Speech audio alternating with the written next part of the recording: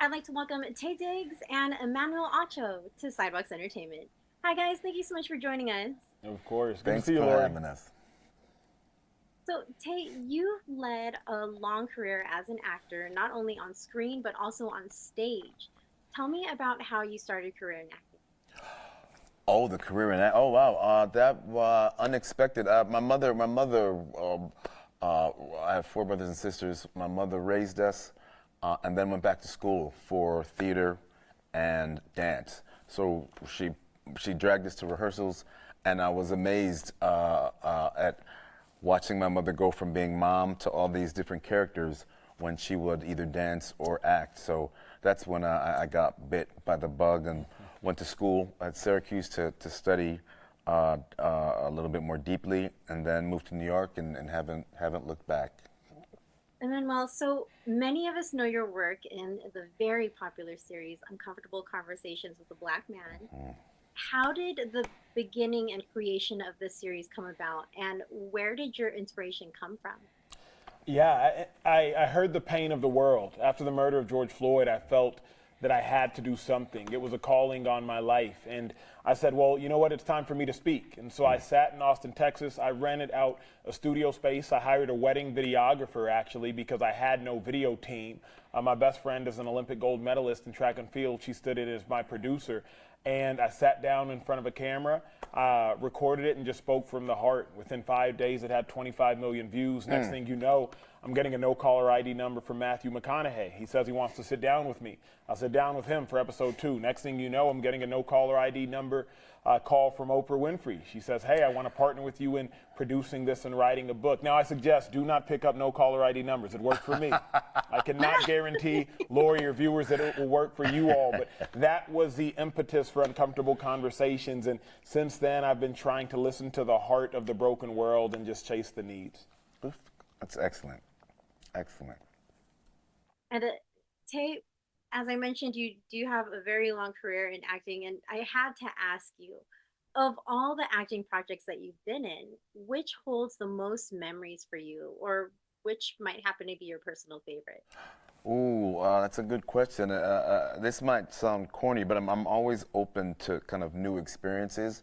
And of all the projects that I've been a part of, I've never been moved more emotionally than the show that we're on, Second Chance Stage, where it takes performers that were going on their following their dreams, and for whatever reason they had to put their dreams on the back burner and deal with personal struggles, but now are given another chance to go back on that path.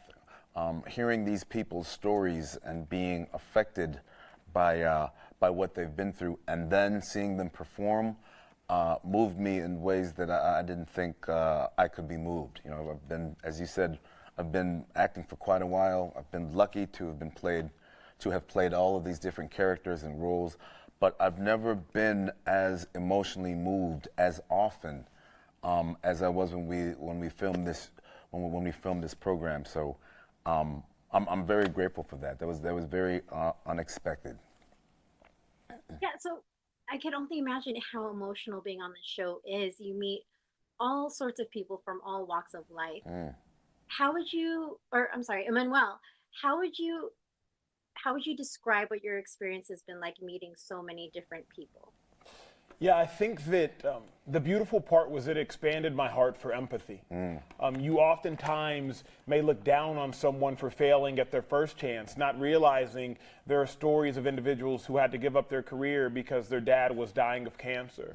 And so there was this one act, Maddie and the Cubano, and they had to move back to Florida to tend to an ailing grandparent or an ailing parent. And after the parent passed away, they finally felt as though they could go back and pursue their career.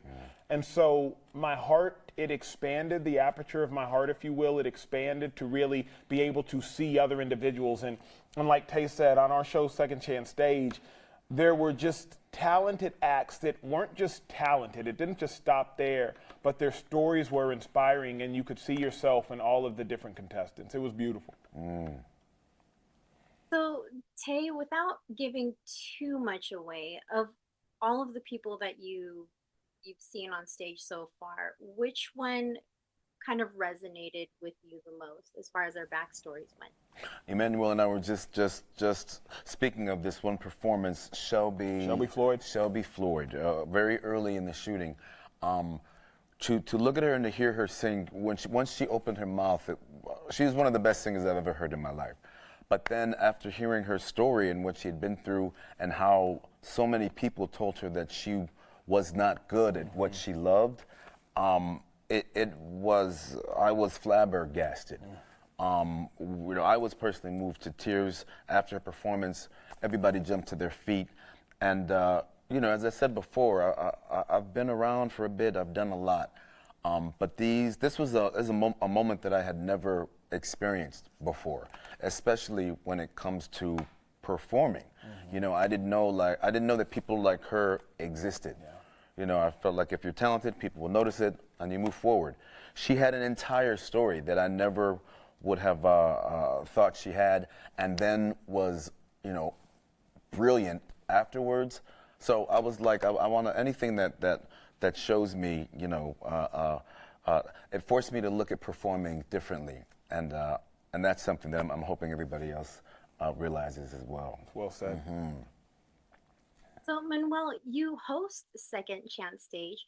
What caught your interest in being a part of the show? I think the authenticity with this show, that's what separates it. So many shows, especially variety competition shows, you go on them to be impressed. But this show, you're impacted. It's been said that I can impress you with my success or even with my ability, but I can impact you with my scars. And everyone on our show bears their scars proudly. There was a saxophonist whose house had burned down, and he had, to some degree, lost everything. There was a dancer who was told she was too overweight to dance. And she went on stage and she danced to a song where the lyrics said, "I love my body because my body loves me." And as she is grasping at her body, you can see the song is embracing her as she's physically embracing herself. I was so impacted by the show. If you're watching the show on HBO Max, Second Chance Stage, you won't be envious of the performers, but rather you'll be empathetic towards the performers.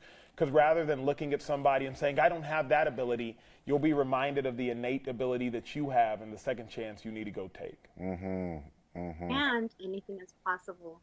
I love that. That as well. So before we run out of time, I have a lot of messages for you guys from your fans. Let's just put it this way: my phone and my emails did not stop when people found out that you guys are going to be on the show. So I had to narrow it down. Tay, I have a fan message from Melissa in San Jose, California. She says, "Hello." Again, her name is Melissa. She wanted me to make sure you knew that. Okay.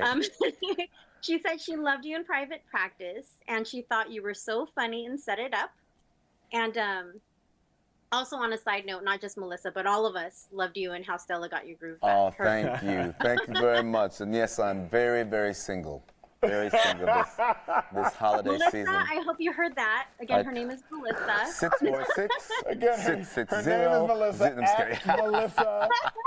On X, you can find her on Instagram at Melissa. I'm just serious. Okay.